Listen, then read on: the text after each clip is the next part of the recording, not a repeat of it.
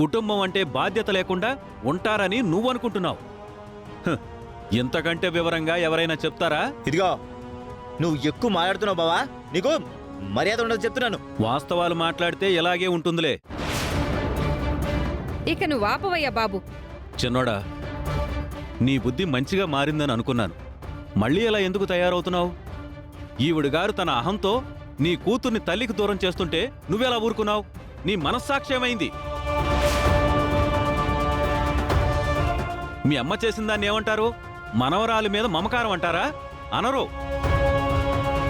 మమకారం ముసుగులో తల్లి బిడ్డల బంధం మీద గొడ్డలతో వేసిన వేట్ అంటారు.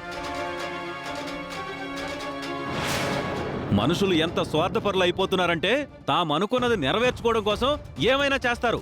ఇంకాపోయా నువ్వు. ఏంటయ్యా మా స్వార్థం? మా మనవరాలు అన్యాయంగా బలైపోకూడదనేసి మేము అనుకుంటున్నాం. అది తప్ప? విచక్షణ లేకుండా ఇష్టం వచ్చినట్టు మాట్లాడమేంటి? బావా ఆటలో అరటిపండు లాంటి వాడు, పేకలో జోకర్ లాంటి వాడు. ఎందుకు పట్టించుకుంటారు? వదిలేండి.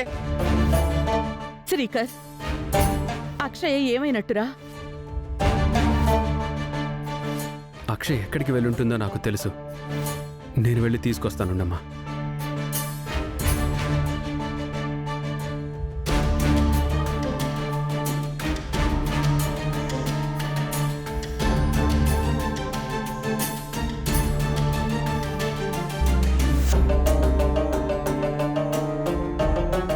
అక్షయ, అక్షయ, ఎక్కడికి వెళ్ళిపోయావమ్మా?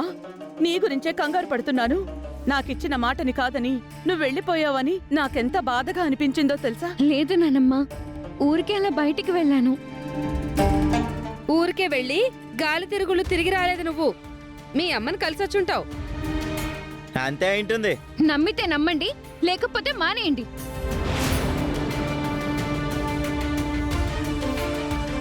అక్షయ, ఈ సమయంలో నువ్వు కనబడకపోతే నానమ్మ నీ గురించి కంగారు పడిపోతుంది. ప్రమాదాన్ని కాదు అని ఇల్లు దాటిందని బాధపడుతుంది. నిహారిక వాళ్ళు 1కి 4 మాటలు తగిలిస్తారు. అందుకే నువ్వెంటనే ఇంటికి వెళ్ళు. లేదమ్మా, నీ దగ్గరే ఉంటానమ్మా. నీతోనే వస్తానమ్మా. నిన్ను విడిచి ఉండలేను అమ్మా.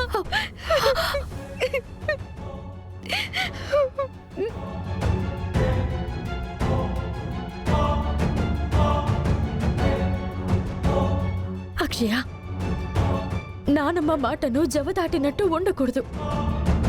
పంతంతో నా అత్త ఎలాంటి నిర్ణయాలైనా తీసుకుంటుంది. అందుకే నా మాట విని నువ్వు వెళ్ళిపో. ఈ సమస్యకు పరిష్కారం ఏంటో నేనే ఆలోచిస్తాను. వెళ్ళమ్మా, వెళ్ళు.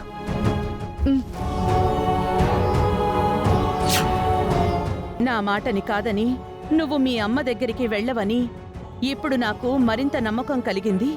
రామ్మా.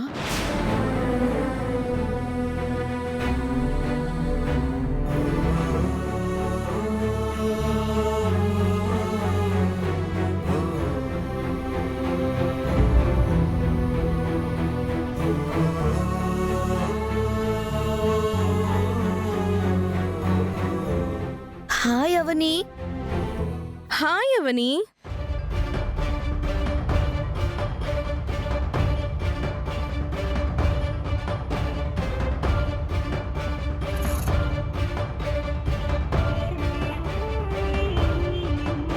అచ్చో అశోకవనంలో సీతలాగా కూర్చున్నావు.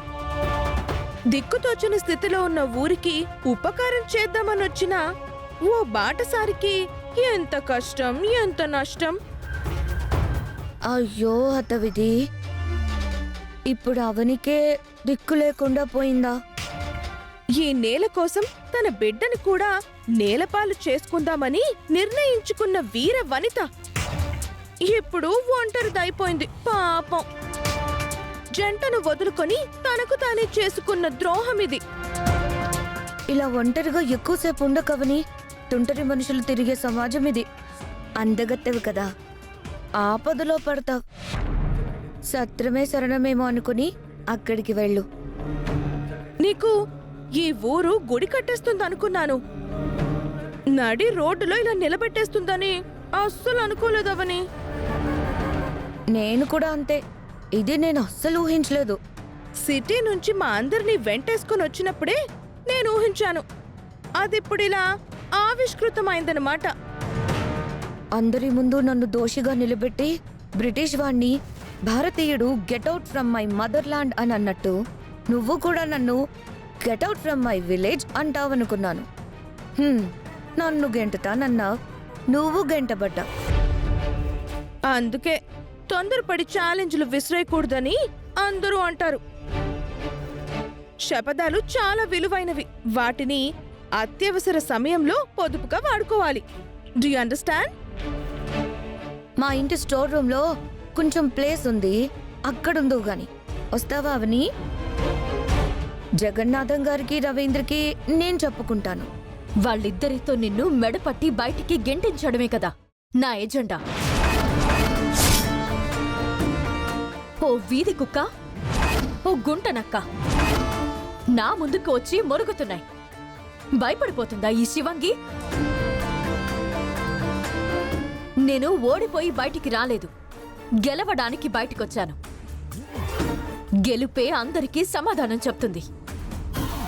అవమానించి బయటికి పంపించిన వాళ్లతోనే గౌరవించి లోపలికి తీసుకుని వెళ్లేలా చేస్తాను. స్టిల్ అదే హోప్తో, అదే కాన్ఫిడెన్స్తో నేనున్నాను. యుద్ధంలో ఆయుధం లేకపోయినా వీరుడు పోరాడతాడు. నేను చేస్తున్న యుద్ధంలో కూడా నా కుటుంబం అనే ఆయుధం లేకపోయినా వీరోచితంగా పోరాడగలను. పోరాడి ఓడిపోతావు, తర్వాత వీరమరణం పొందుతావు. అప్పుడు ఈ ఊరి నడిబొడ్డున నీ విగ్రహం కూడా ఉంటుంది. నువ్వు ఆ వశీకర సైన్యం ఎంతమంది వచ్చినా నన్ను ఏమీ చేయలేరు. నా కాలి గోటిని కూడా మీరు కొంచెం కూడా తెంచలేరు. ఖబర్దార్! ఎవరి కొంపని కూలుద్దామా అని పోయి కుట్రలు పన్నుకోండి.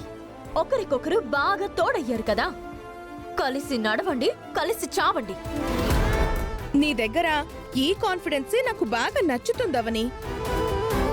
ఇంక నీ పని అయిపోయిందిలే అని అనుకున్నప్పుడల్లా కెరటంలా ఎగిరి పడతావు, పాముల బుసలు కొడతావు. ఇది మాత్రం నిజం నిహారిక. ఇటువంటి స్టేజ్లో ఇంకెవరైనా సరే నీరుగారిపోతారు. అవని మాత్రం శక్తినంతా మళ్ళీ కూడగట్టుకుంటుంది. ఇటువంటి క్వాలిటీ అందరి దగ్గర ఉండదు. సో గ్రేట్ కదా. Thanks for your compliments. నేను చేయాల్సింది నేను చేస్తాను, మీరు చేయాల్సింది మీరు చేసుకోండి. నువ్వు ఏం చేసినా ముక్కు పుడకనైతే నేనే దక్కించుకుంటాను.